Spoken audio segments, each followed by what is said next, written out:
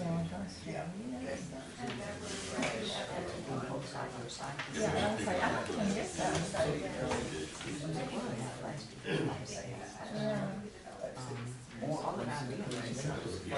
There's that.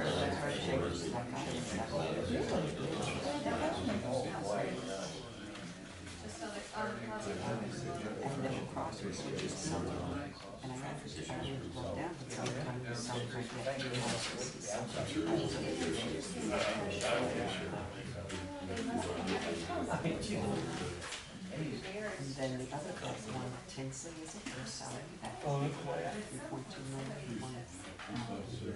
Oh, yeah? They just Back or blue? Oh, really? I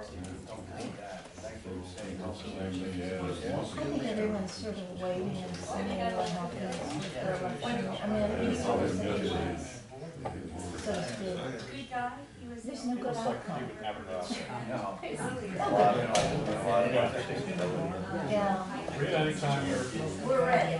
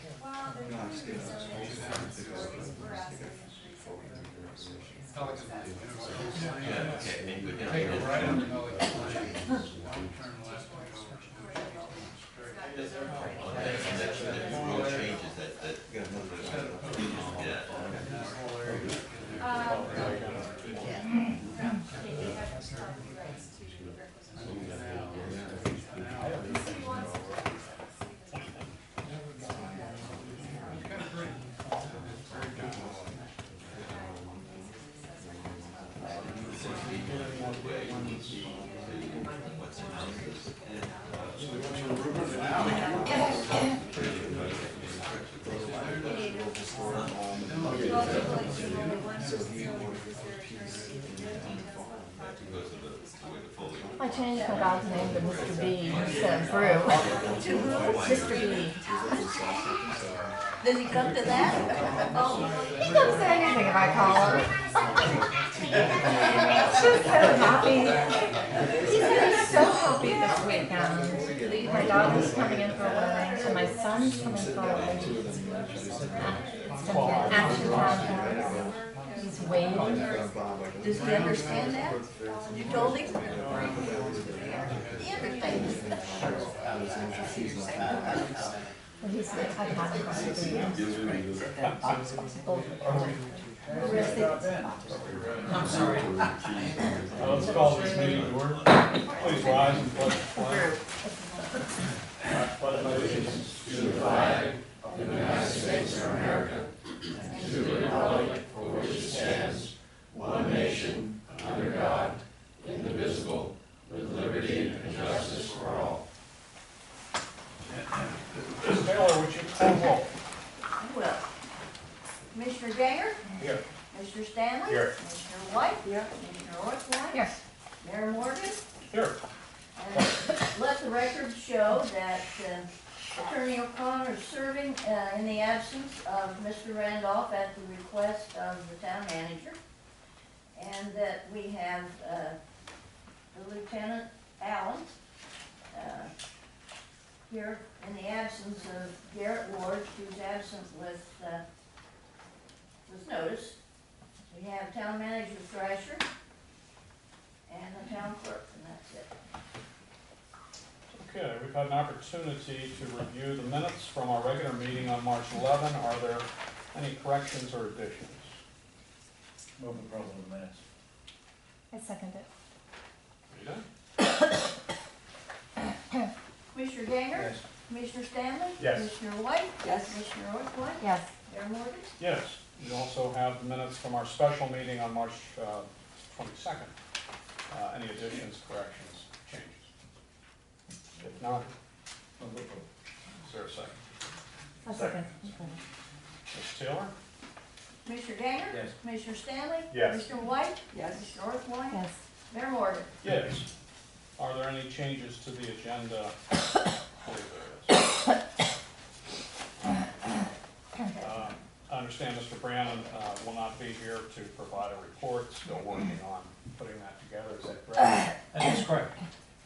So let's take that off. 9A. start at 9 a.m. with the town manager report. Any other changes to the agenda?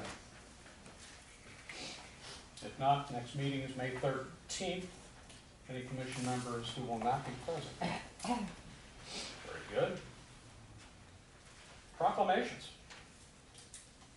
We have a proclamation, apparently 2 of them. Yes, we do have 2. We have proclaiming the month of April 2016 as Water Conservation Month. And we have the second one, which is another mayor's proclamation for Water Reuse Week. That's in May 15th to the 21st, 2016. Okay. Any discussion on those? These are at the request of these various organizations. Okay. Happens every year. Seem like excellent proclamations to me. I'd be happy to sign them. Any comments by commission? All right, public comment, and Mr. Dixon, since we have changed the agenda, you had indicated you'd like to speak on that. I'd just like to make some comments. Please. Okay.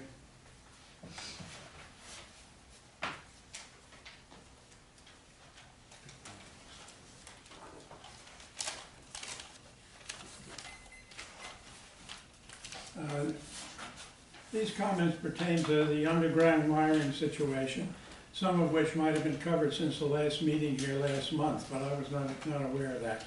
And I had discussed with Scott, we were talking about the expenditure and how to cover the expenditure. We have discussed in the past the possibility of a general obligation municipal bond that would not only be able to help that out, but that could also pay for the water pipe problems and possibly the expansion of the city hall here. And that the rates are excellent at the present time, and that might be something to pursue as far as actual revenue, new revenue is concerned. And I'm sure there's a file here from the municipal bond order of June 1984, where there was a small issue of $1,540,000, but there must be some reference of that in the files. The next thing I wanted to mention is the Comcast problem. How long it's been since Comcast has not replied, whether it's been just a couple of months or has it been 6 months. I'm not sure if the consultant has ever contacted Brian Roberts in Philadelphia or David Cohn, who's the Vice President of Government Relations for Comcast. But it's the old story. If you can't work under a reasonable time period with local management, you've got to go to the top. And I think that it would be good for the consultant to do that with copies of any emails and any written correspondence, and have the mayor, Scott, have you write a letter, for example, to Brian Roberts and explain our situation, and it might get some action. Thank you. Thank you very much. It does raise a point since we're on it. At the last meeting, I believe Comcast was supposed to have addressed all wires on phase 1. Has that been done? Mr. Mayor, I just got a letter from the FDNL people, and it says, and I quote, "Comcast is off all poles in the south except one span. They are working on that span now." Bob, you're absolutely right. This is a nightmare trying to work through the local people on this, and I trust this is true. But I'd also like to know where the span is, because it could be 12 miles, as far as I know. So we'll get, I've got a contact. I just got this morning, literally at 7:30 this morning, which is typical. They know you're having a meeting, so they do something. And I will personally call, and if it's all right with you, I'll call you and give you the answer, because I know you're not far away. But thank you for bringing it up. But even for phase 2, the 2 names of those individuals who apparently are up in Philadelphia, I take it, Right. would love to have those contact names. Okay. We cannot allow in phase 2 what happened in phase 1. We're going to have to be proactive, aggressive. There's only so much that the consultant can do. We have some resources in this town, and I think we need to employ appreciate that information very much. Any other public comment? Sir?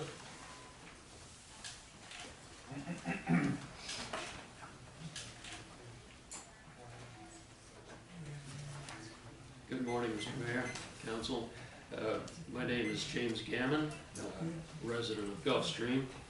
And I'd like to ask you to consider what really is, would be a paradigm shift in your thinking regarding Phase 2. And that is the possibility of, instead of going underground, hardening the existing overhead system. That basically would mean replacing the wooden poles with reinforced concrete overhead poles. I spoke last night with a longtime attorney for FP&L. She's now retired, but she assures me that you can get these concrete poles in any shade of green that you'd like to blend in with the current environment. The last time I spoke to the town council was about 5 years ago, when undergrounding was being proposed and discussed. My purpose then was to alert the council to a 2004 study done by the Edison Electric Institute entitled Out of Sight, Out of Mind. The Edison Institute is kind of an umbrella organization for electric utility companies in the United States. They concluded in their initial study that when compared to overhead power systems, underground power systems tend to have fewer power outages, but the duration of those outages tend to be much longer. At any rate, as we all know, the undergrounding passed, and mainly for, my understanding is, for reasons of aesthetics and hope for increase in property value, not so much for the reason of improved electric reliability. Now, every year since 2004, EEI has updated their study, Out of Sight, Out of Mind, with the latest data from the most recent year regarding underground systems versus overhead systems. And the report that they did in the year 2012 had data from the resultant data that resulted from Hurricane Sandy. As we all know, a few days before Hurricane Sandy hit New Jersey, New York area, it was out off the Bahamas, excuse me, and it had taken a turn toward Florida, toward us.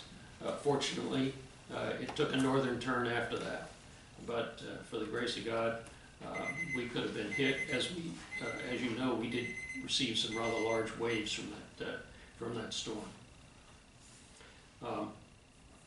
In their report for 2012, they wrote, some measures of reliability indicate that underground electric infrastructure has only a slightly better reliability performance than overhead electric systems, while other measures show a higher reliability factor for underground facilities. One explanation may be that many underground facilities are fed by overhead facilities, which can become disabled during storms. But it is important to remember that repairs to underground facility outages are often more complex and time-consuming, and such facilities are more costly to upgrade and replace. And as recent experiences with Hurricane Sandy have demonstrated, underground facilities are very vulnerable to flooding and water damage. Here we are on a barrier island.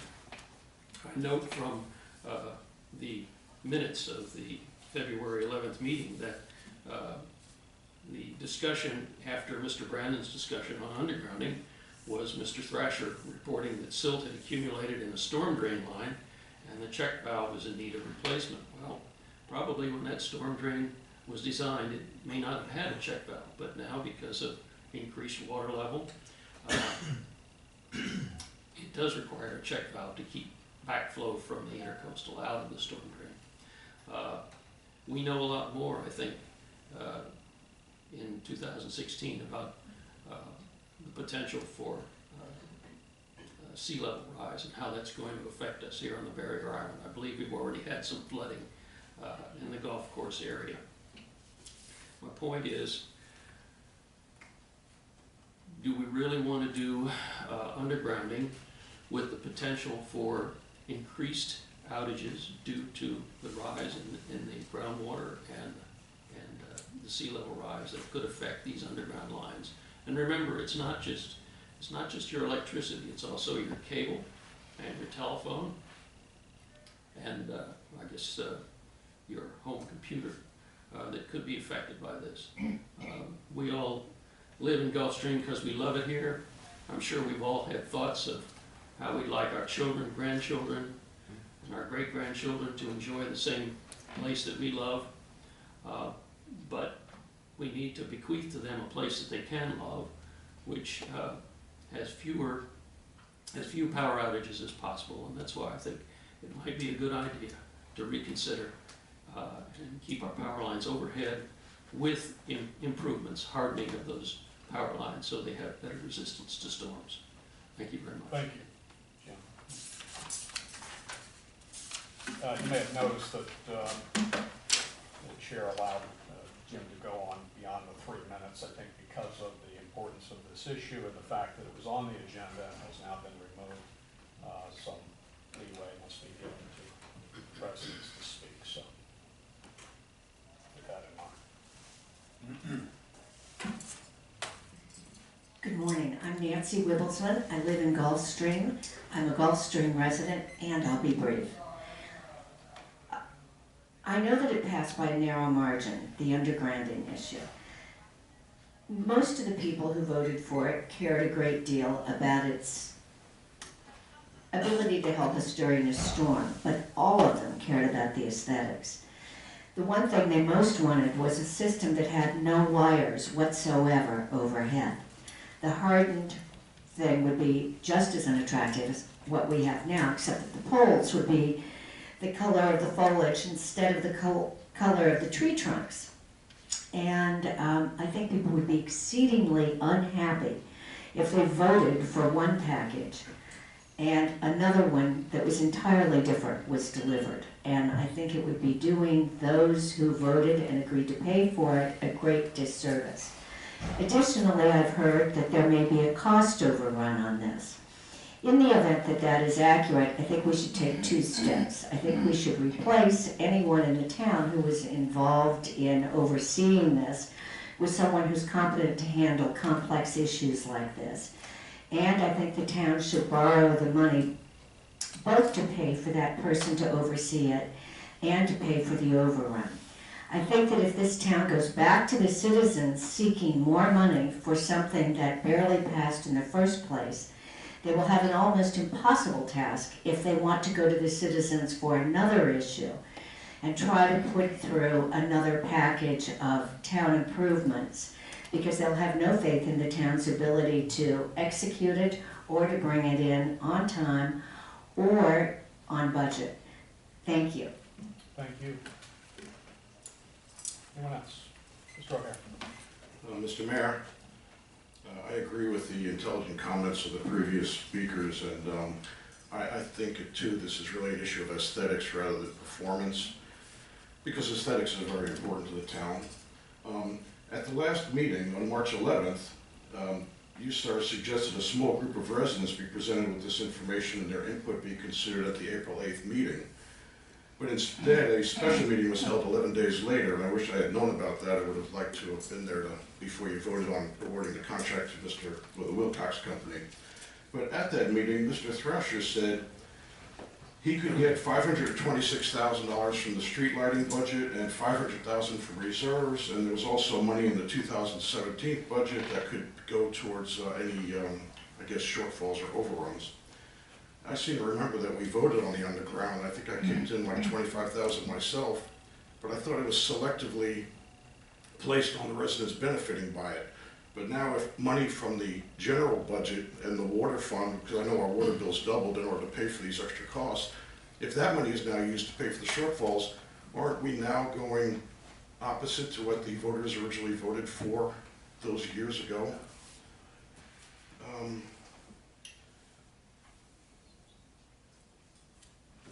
That's all I got, thank you. Thank you. Anyone else? Oh, I'm sorry, may I make one more comment? Sure. Mr. Boardman, who seemed to be the only one who knew that the meeting was gonna happen, suggested that FP&L, for a lower price, might exchange not being sued. Is there intention of the town to sue FP&L now? All right, thank you. Thank you. All right, let's move on to the public hearing. This is an application for development approval. First, have there been any ex parte communications among commissioners and the applicant? None here. None? Good, thank you. Okay, Mr. Jones? Let's Morning, swear thank you. everybody in. Oh, sorry. Anyone who wants to speak in this public hearing, please stand and raise their right hand. Swear to tell the truth, the whole truth, and nothing but the truth, so help you God? I believe I do. Thank you, Rita. Thank you, Mr. Mayor, Commissioners. Good morning. My name is Richard Jones with Richard Jones Architecture. I'm joined here by Dave Bodker, a landscape architect, to present this residence to the Commission, 10 Driftwood Landings. This application was heard before the ARPV, I believe it is the ARPV, a few weeks back. There were two immediate neighbors to the property that came forward with some complimentary comments. And I'm happy to present it here to you. And if I may, 10 Driftwood Landings. First of all, Driftwood Landings is the Driftwood Landing Street and the little community there on the south end is very unique. Has a very unique feel compared to some other parts of Gulfstream. There's very mature vegetation there and landscape, and it has a nice enclave feel, if you will. And so the goal here was to design a house that was very complementary to the existing neighborhood and the street itself. So what's proposed is a house that conforms to the town of Gulfstream land development regulations for a Georgian-style partial two-story home with a circular driveway at the main entry, as well as an access driveway to a 3-car garage. And what you will notice on the floor plan is that it is a very appealing massing with a central entry with great room and office and covered loggia that overlooks the pool. I may show you the floor plan. And the floor plan is somewhat spread out to take advantage of the lot, and also at the same time to reduce the massing of the second story, which has been some concerns in the past with regards to second story massing.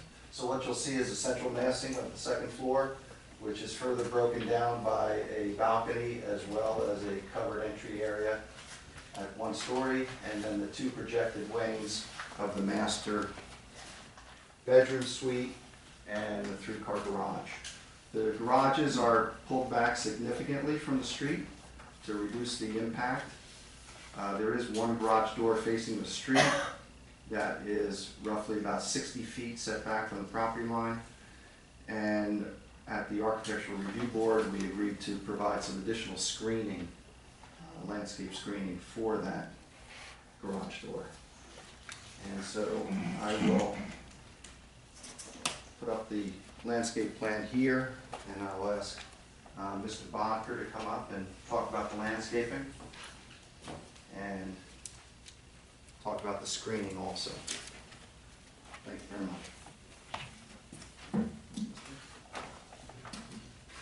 much. front of the house, which faces west, I'm proposing a Sylvester date palm in the center island. And then the two-story portion of the house, which occurs right in here, I'm proposing Canary Island date palms to help soften the impact of that transition area. In addition to that, proposing Tibicina trees, small flowering trees here and here, just for interest. And then the entire house will be screened by oak trees at this point and this point here. The south property line has areca palms that are 16-foot height at installation. And additionally, there's double Montgomery palms that will be installed at 26-foot height at installation. The north property line will have ligustrum trees. There's overhead power lines there, so we have to work with FP&L's right tree, right place. So we have ligustrum trees along this property line, and they have will be overplanted with Christmas palms, which are also allowed by FP&L. Additionally, there's a triple trunk Montgomery date palm, which will help soften the house from the north. The back of the property has Alexander palms, and as you may or may not know, this lot that's adjacent to it, to the east, is existing, is undeveloped, and is fairly heavily wooded. So, answer any questions you may have. Hey, apropos overhead, the properties in Gulf Stream, are those lines that will be coming down shortly? I mean, for you to design around something that won't exist doesn't seem to make a lot of sense. But, yeah, I mean, if they do come down, then certainly we could use higher plant material. I guess it's a matter of timing. But to the right on this drawing, is it empty lot or? Yeah, there's an empty lot here, and there are power lines that go here. But are those in Delray or that? No, it can't be. I think it's just an empty lot in Gulf Stream. And there are power lines in here, but they're set back from this east property line into this lot here. And on that lot, adjacent to this property line, there's a number of existing areca palms. So they're already in the power lines, but hopefully the power lines there go underground and those existing arecas can stay in place when this lot is developed. But right now, just because of how wooded this lot is, I don't think we're having much impact on that property. Can I make a comment? I guess I have to be sworn in. I just want to clarify something about the property. Swear to tell the truth, the whole truth, and nothing but the truth, so help you God. I do. Are we talking about the property to the, at the east? Yes. Yeah, that's Michael Mullins, and he hasn't put a lot of structures on it, but his private property. It's not undeveloped. It's his home. Okay. Okay, just Yeah, just for clarification. yeah, it's wooded. Right. There's a lot of wooded areas down there. But for the record, the minutes of your meeting said that he had no objection. That's correct. He did. Richard, the 75 square foot special exception you're seeking, where is that? The 75 feet special exemption, that would be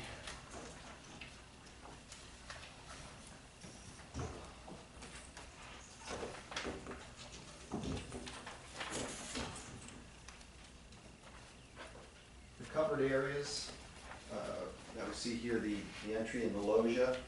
They exceed 75 square feet, but it would be a portion of this loggia that I think we would allocate the 75 square feet to.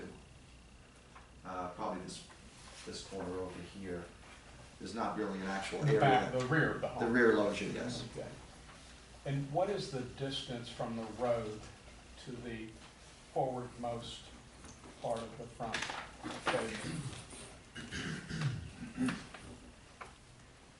The setback from the road,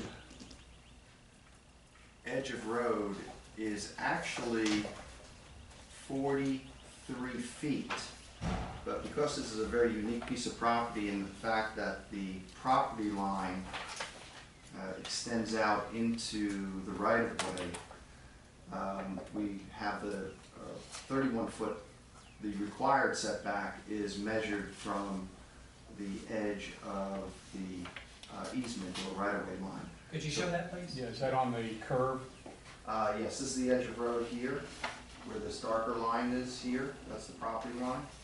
And this 10 feet, extra 10 feet here, there's an easement that runs along here for the right-of-way. And so if you add the front setback that was showing of 31 feet 4 inches, plus the additional 12 feet to the edge of the road, it's 43 feet 4 inches. So it's set back significantly. In addition to some very generous side setbacks as well.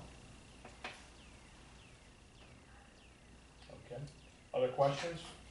You know, Mr. Kemp had brought up the bronze windows. Is that predominant down in that area? I mean, I don't believe it's predominant. I believe some houses have the bronze windows. I believe there was a question brought up that bronze windows are not allowed in a Gulfstream Bermuda style.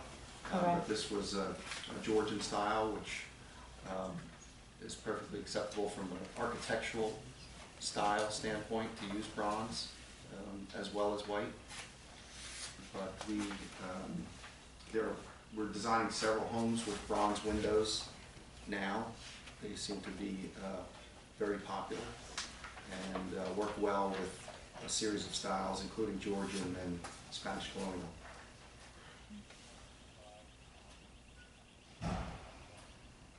Any comments from the public?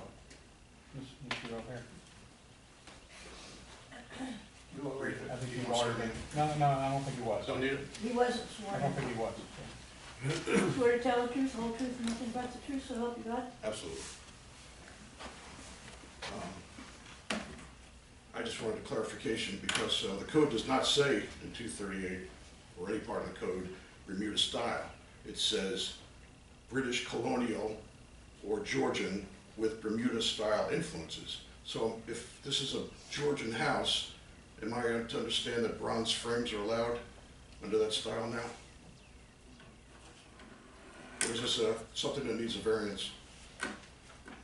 We defer to the architect to come up with the scheme that complies with the code, run it by the town manager to make sure it complies. I believe it did, is that correct? Correct. Okay, so it complies with the code, that's all I want to know. Good. Anyone else care to comment? Any other comments from the commission? If not, is there a motion?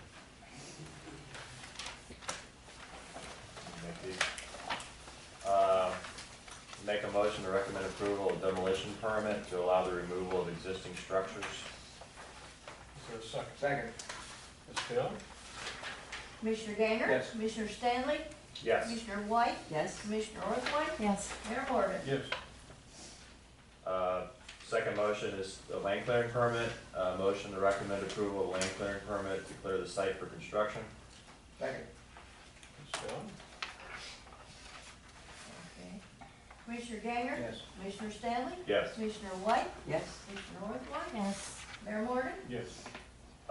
Special exception.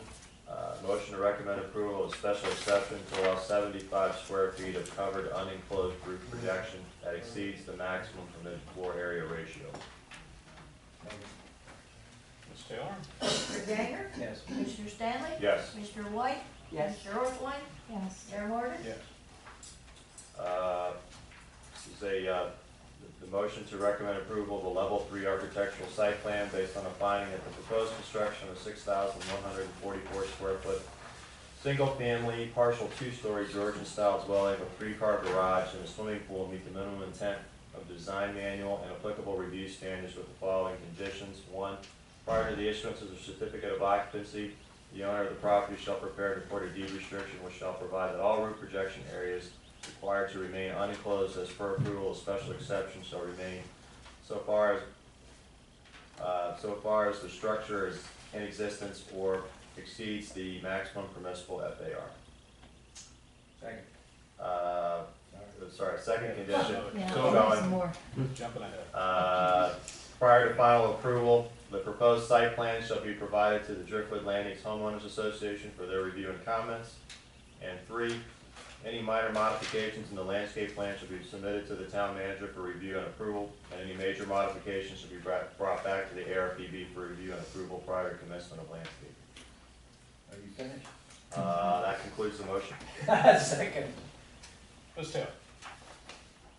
Just as a side note, the homeowners association did have this, and they did indicate that they had no objection to any part of it. Commissioner Ganger? Yes. Commissioner Stanley? Yes. Commissioner White? Yes. Commissioner Orthwein? Yes. Mayor Morgan? Yes. Thank you very much. Thank you, Mr. Jones. Thank you. Move on to reports, town manager.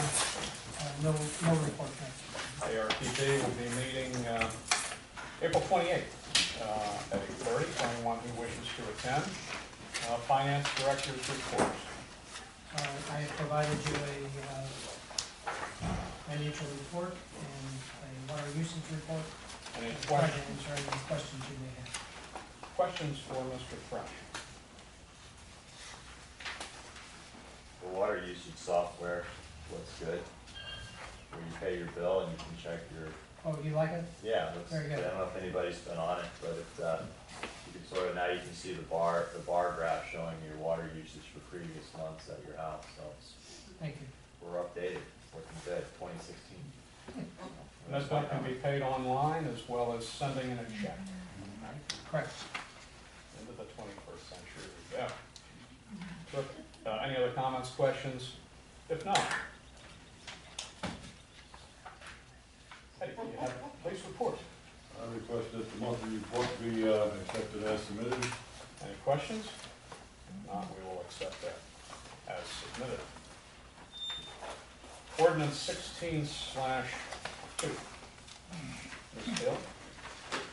This is an ordinance of the Town Commission of the Town of Gulfstream, Palm Beach County, Florida, amending the Town Code of Ordinances at Chapter 70, Gulfstream Design Manual, Article 5, Area-Wide Standards, Division 1, General Architectural Standards, Section 70-99, Roof Design and Slope Materials, so as to prohibit solar panels facing the street or waterway, further amending Chapter 70 at Article 7, Predominant Architectural Styles, Division 2, Spanish Mediterranean Revival Style, Section 70-218, Roofs, so as to prohibit solar panels facing the street or waterway, further amending Chapter 70 at Article 7, Predominant Architectural Styles, Division 3, Gulfstream Bermuda Style, Section 70-238, roofs so as to prohibit solar panels facing the street or waterway, amending Chapter 71, Gulfstream Design Manual, RM West and RM East, Multiple Family Residential Districts, Section 71-7, Multiple Family Residential Design Guidelines, so as to prohibit glazed skylights or solar panels visible from the street or waterway, amending Chapter 66 zoning, Article 1, in general, Section 66-1, definitions so as to include the definition of waterway, providing for severability, providing for repeal of ordinances in conflict, providing for codification, and providing an effective date, being presented on the first reading, the 6th day of April, 2016. Comments by commission?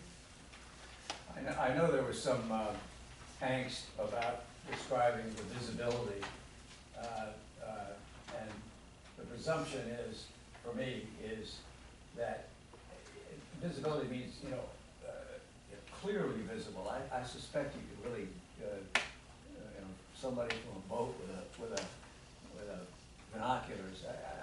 I gather the purpose here is pure and simply to avoid the bright,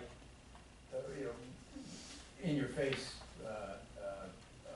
because the solar panel has to face the sun. Yeah, purposes for aesthetics. Yeah. When we discussed this initially, as I recall, there was some consideration, and frankly, I had always thought that our rule on solar panels was to encourage it, but to prevent the aesthetic ill effect of having those panels facing a road or facing people living across waterway or traversing the waterways. And that's not how the ordinance came out. So we have had some issues with that in the town, and it seems to me that the aesthetic issue is equally valid for those people living across a canal or a waterway looking at solar panels as it is for people living across the street. And this ordinance clarifies that. So I believe that's the purpose of it. Any other questions, comments? Public? Mr. O'Hare. I agree with Mr. Ganger, and I would like to also point out that there is case law that gives towns authority to adjust their zoning for whatever reason, as long as some solar is available somewhere that's effective. My question though is, 7099-3, 7218D, 7238D all say prohibited, and you're proposing solar panels facing the street or waterway are prohibited. But then section 71.7 says solar panels visible from the street or waterway are prohibited. I know Ms. O'Connor, I believe, in the past has written that when the word may appears in the code, it could be may or may not, depending on the town's discretion. And what I'm asking you here is the word or, as used here, do you mean the street or either or the waterway, or do you mean or as both the street and the waterway? So it's prohibited from both sides or either one side or the other? I think the ordinance is pretty clear as to what it sets forth, and it speaks for itself. Okay, not clear to me.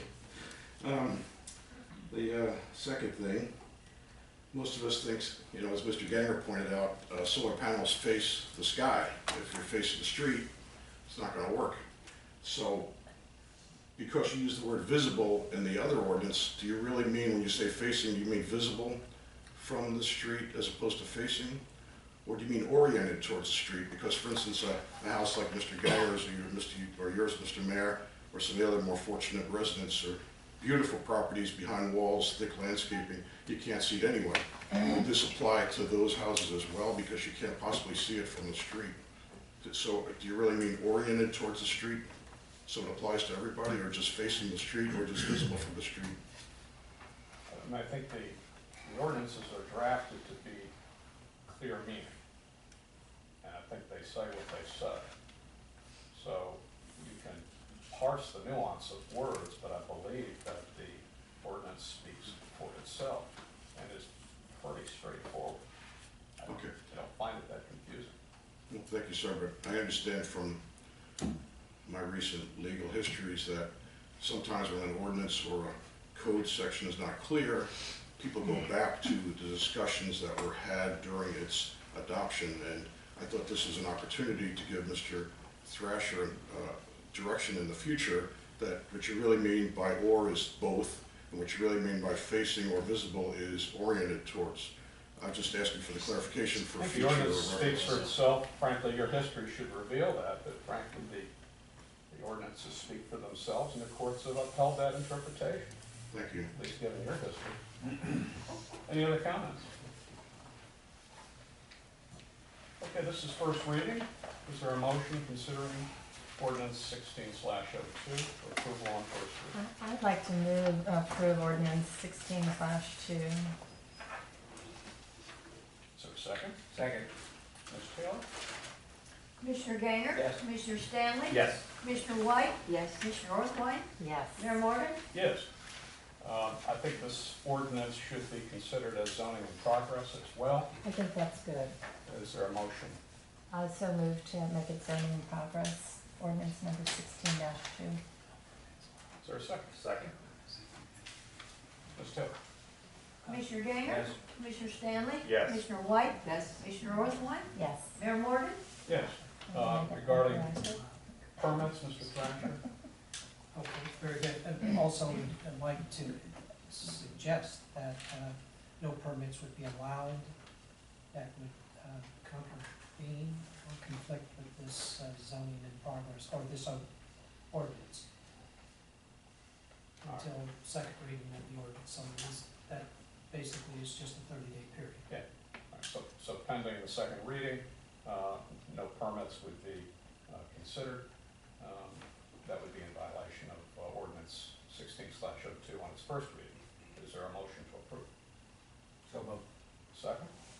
Second. Ms. Taylor? Commissioner Ganger? Yes. Commissioner Stanley? Yes. Commissioner White? Yes. Commissioner White? Yes. Mayor Morgan? Yes. Any items, commissioners, comments you wish to make for the good of the order? I'd like to make a very brief comment, which is, at several of our meetings recently, we've been talking about the challenges that we on the barrier island face by overdevelopment, particularly near the bridges that get us back to the barrier island, to and from the barrier island. And some of you may have read the newspapers as recently as yesterday, I guess, that the Atlantic Crossing project, which has been ongoing since 2007, where the issue is essentially that the traffic burdens that it would put on people trying to get to and from the barrier island and other areas in downtown Del Rey, that proposal, which went to an appeal 807 days ago, and the appeal was finally overturned, and fundamentally they're basically saying back to the drawing boards on that project, which is remarkable in an era of, you know, build, that the city fathers in Del Rey had the courage essentially to say this project is just too darn big, and it posed such a terrible burden on people trying to get through Del Rey and get to Del Rey from the barrier island. We're asking the developer to consider some substantial changes to the project, and likewise,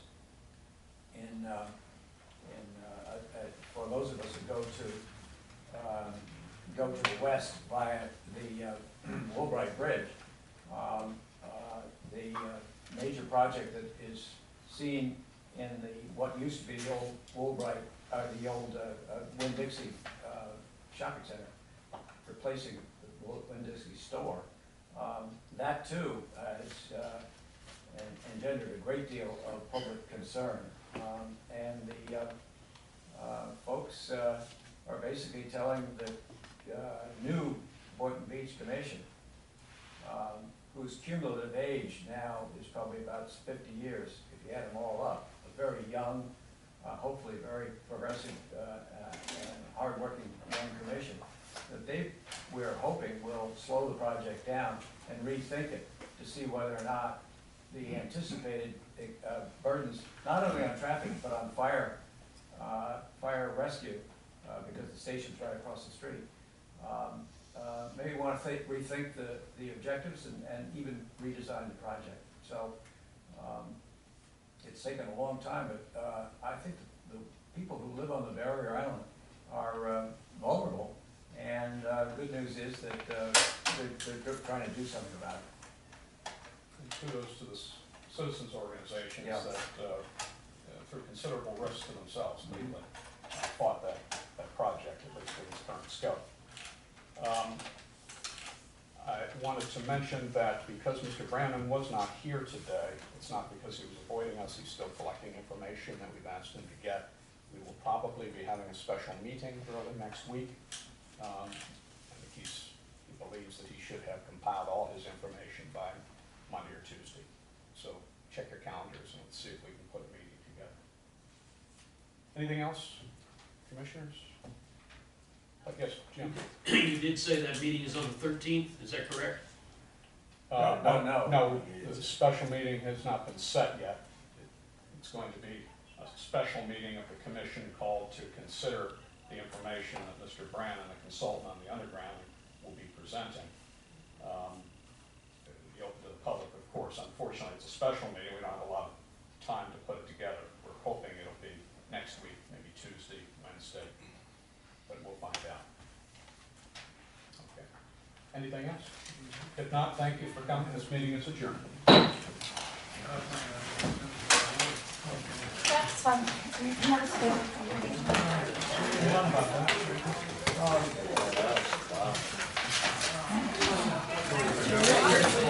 I know, in today's world, it's a real record.